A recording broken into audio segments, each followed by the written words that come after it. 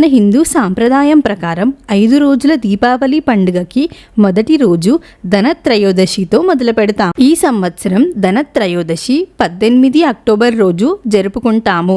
అసలు ధనత్రయోదశి అంటే ఏమిటి అంటే, హిందూ పురాణాల ప్రకారం సముద్ర మదన సమయంలో శ్రీ మహావిష్ణువు అవతారమైన ధన్వంతరి అమృత కలశంతో బయటకు వచ్చిన రోజు ధనత్రయోదశిగా జరుపుకుంటాము.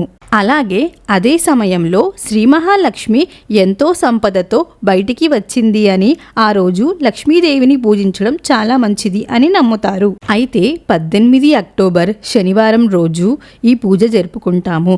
పూజ చేసుకోవడానికి శుభ సమయం సాయంత్రం 7:33 నుంచి రాత్రి 8:21 వరకు. సిరి సంపదల కోసం ఈ పూజ తప్పనిసరిగా చేసుకోవాలి. ఈ వీడియో మీకు నచ్చినట్లయితే లైక్ చేసి నా ఛానల్ని సబ్స్క్రైబ్ చేసుకోండి. అలాగే మీ ఫ్రెండ్స్ అండ్ ఫ్యామిలీకి షేర్ చేయండి.